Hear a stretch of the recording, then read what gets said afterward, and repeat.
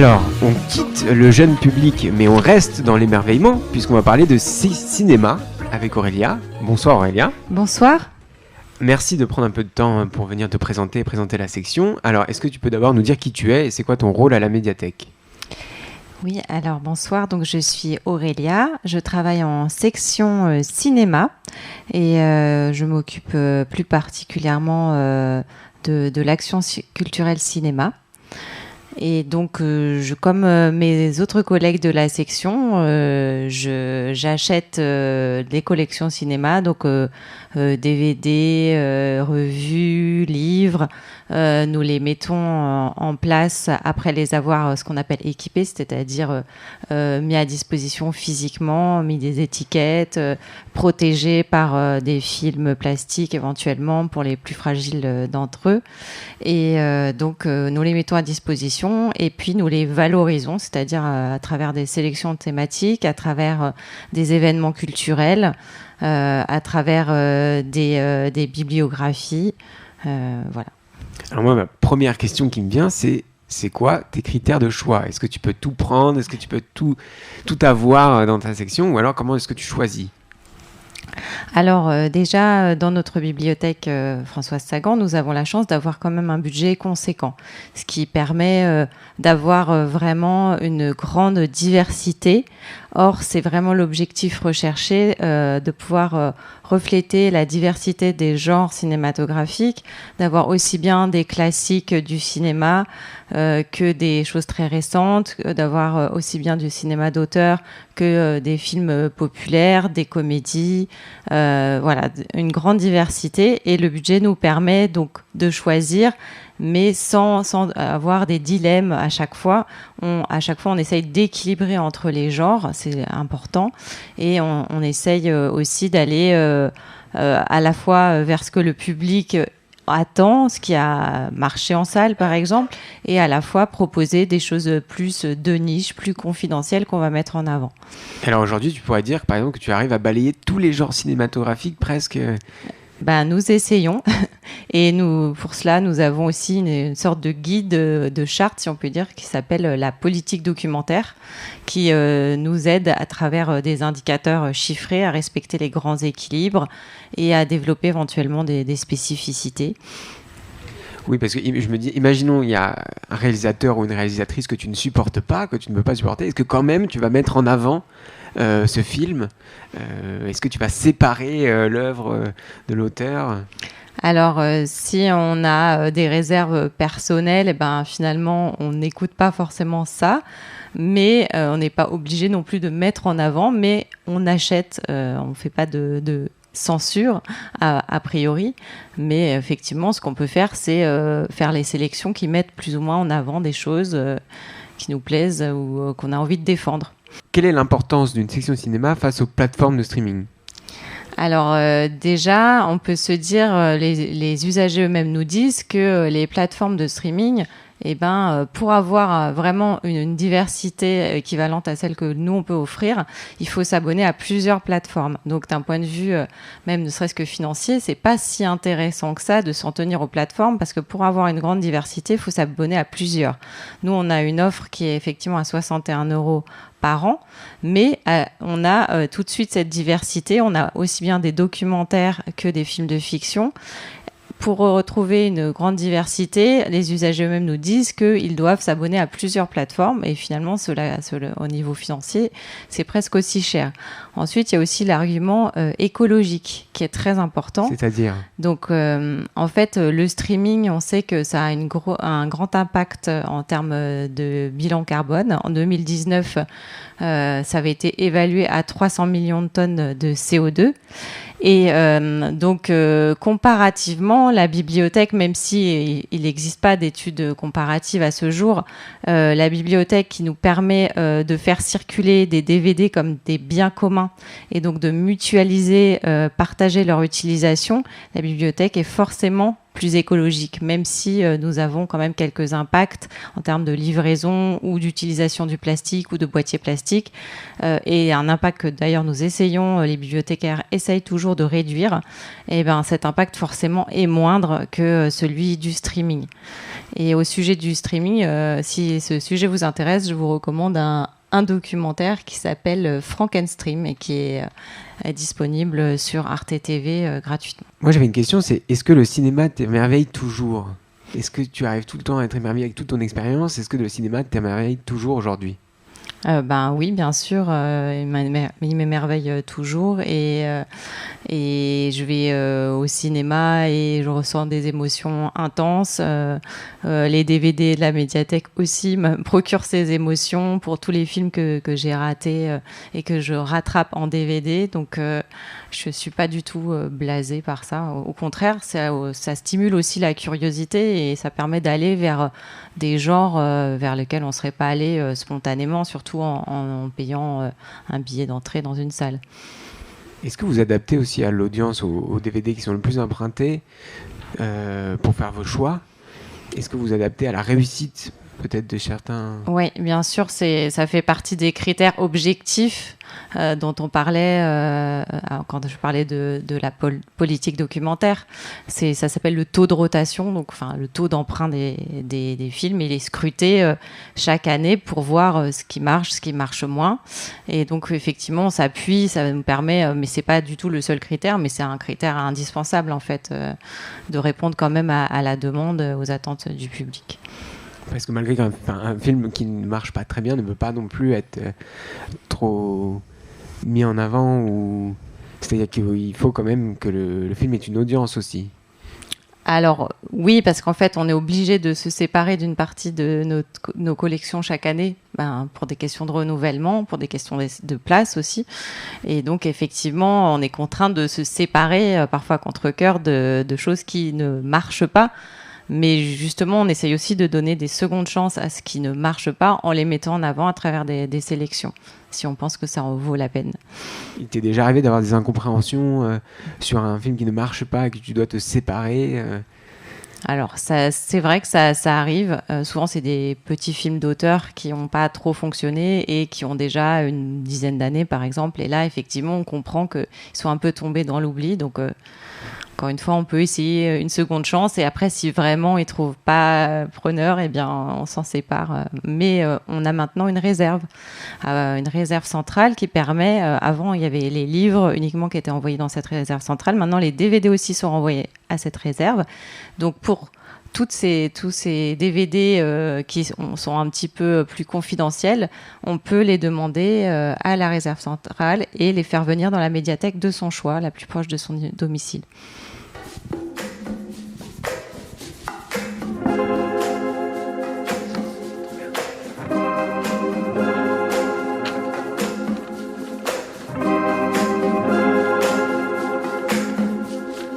Est-ce que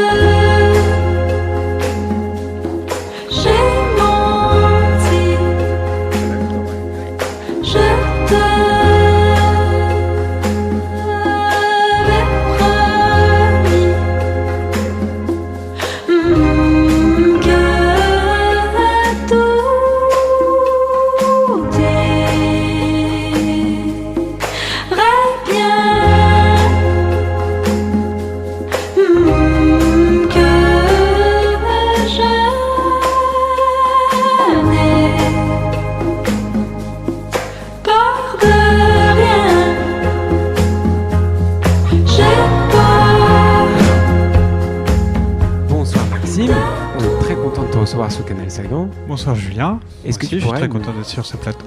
Est-ce que tu pourrais te présenter ? Alors oui, je travaille en section musique du coup de la médiathèque Françoise Sagan au sein d'une section de 4 personnes et on travaille à vous proposer tous les mois une sélection de musique. Moi j'ai une Une autre casquette, je m'occupe aussi de l'action culturelle côté musique. Donc où on propose des séances d'écoute musicale, on propose des concerts également, enfin tout ce qui peut faire vivre la musique en bibliothèque et le rattacher aux collections avec ce souci-là. Ouais.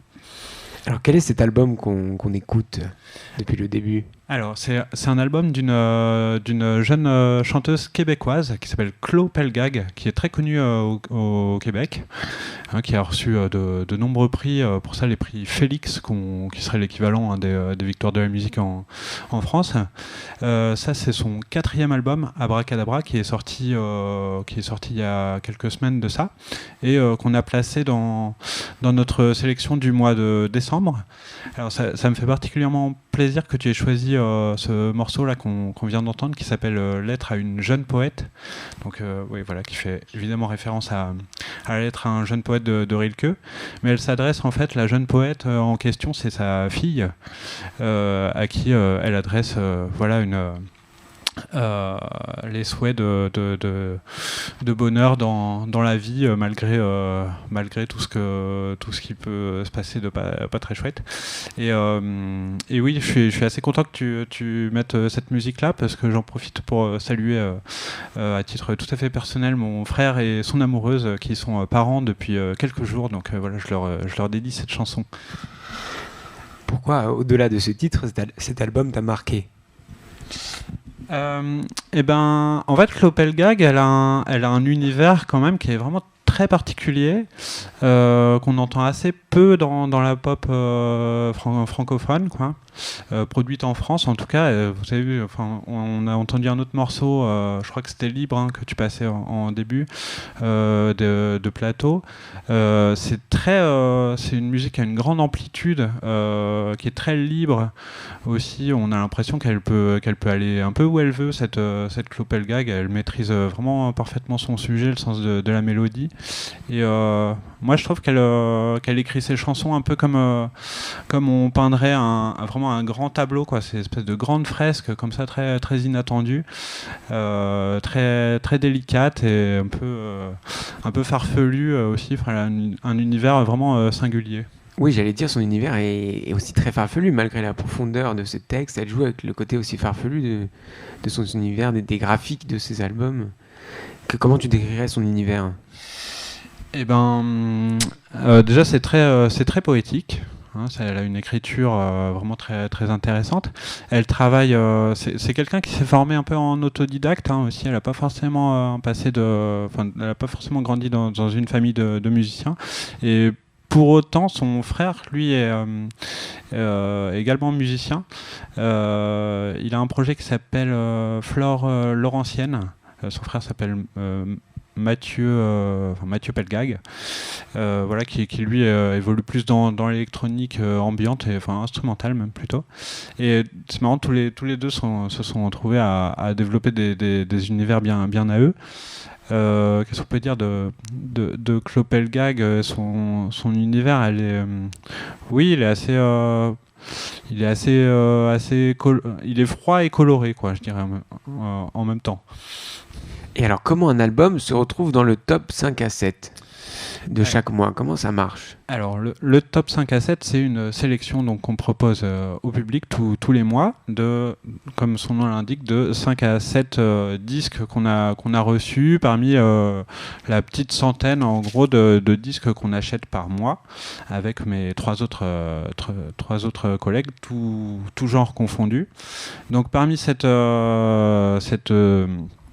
ce grand nombre, quoi, de disques, certains nous touchent plus que d'autres, et on a envie de les mettre en avant pour différentes raisons, ou bien qu'on estime qu'ils mériteraient davantage d'attention qu'ils n'en ont eu dans d'autres médias, parce que voilà, ils nous plaisent tout simplement.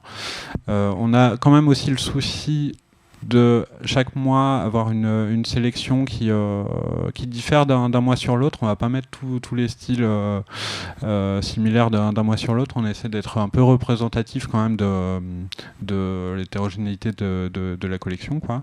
Donc là, ce mois-ci, on a plutôt de la pop, mais on a aussi de la house, on a de la musique de film et de la soul. Et le mois suivant, ça pourra être du métal ou de la techno. Voilà, on essaie de varier les plaisirs, quoi. Et vous êtes tout le temps tous d'accord dans la section? C'est là, par exemple, Clopelgag, c'est toi qui l'as proposé et tout le monde était d'accord, ou... Ouais, non, ça c'est pas forcément. En fait, on est plutôt deux à rédiger cette sélection-là.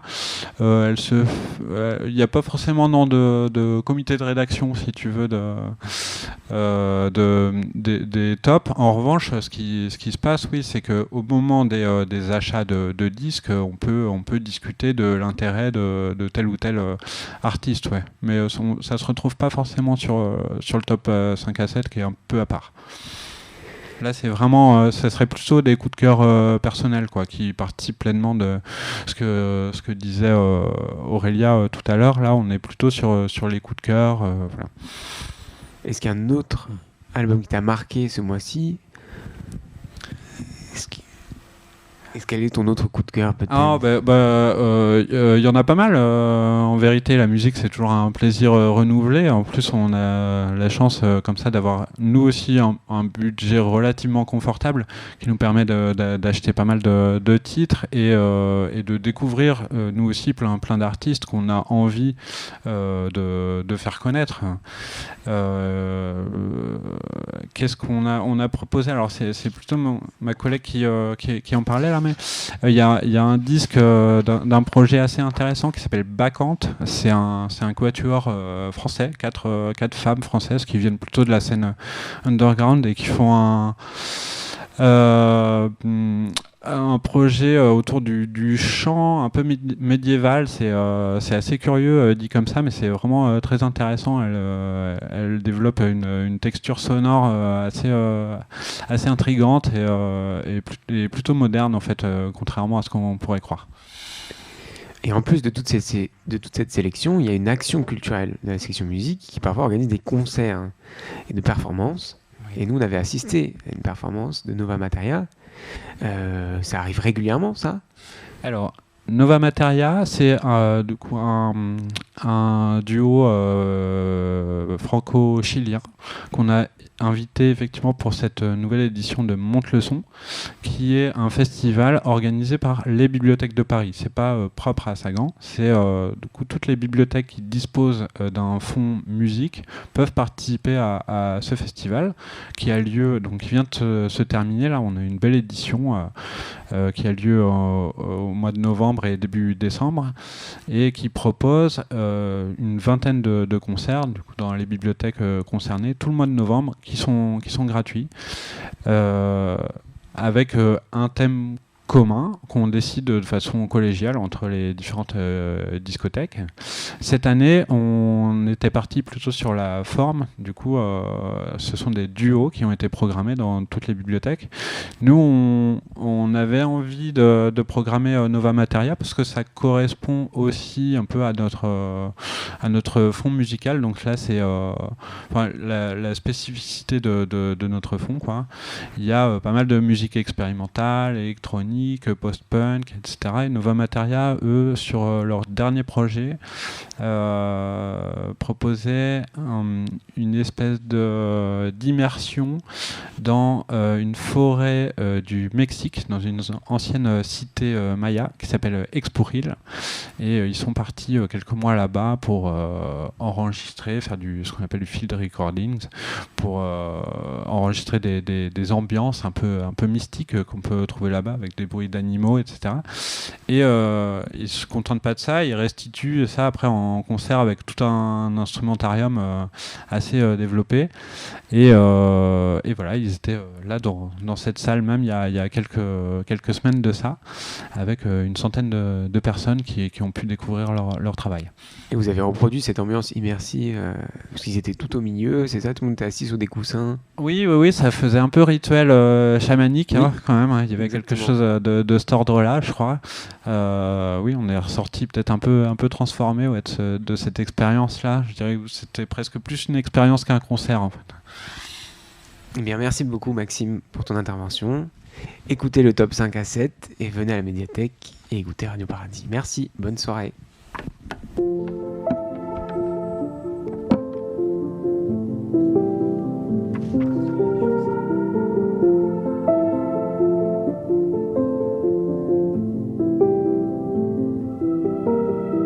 Je te reconnaîtrai sans visage à tous les âges. Tu sais, mais sans prendre otage, sans dommage. Je te vois debout sur la montagne, je t'accompagne au pied de la croix, sous les arbres. Tu me regardes.